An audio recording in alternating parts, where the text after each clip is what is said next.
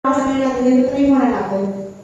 Try muna akong exam. Yung partial derivatives of m in terms of y, dapat equal sa partial derivatives of n in terms of x.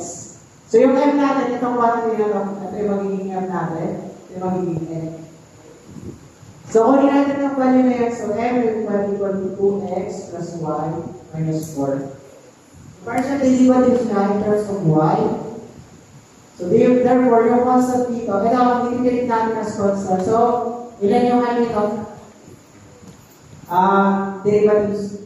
Constant lang naman, so 0 na.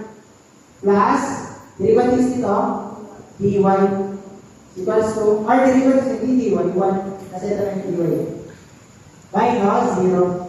So therefore, equivalent that is 1. Okay, yung y naman ay hindi naman kung n natin is equals to x minus 2y plus 3. So in terms of x naman, so dn in terms of x is equals to, eto, derivatives ito, 1 minus 0 plus 0. So therefore, dn over dx is equals to 1. So therefore, wala sila 1. So exact siya. Tama, so therefore, conclude na exact differential equation.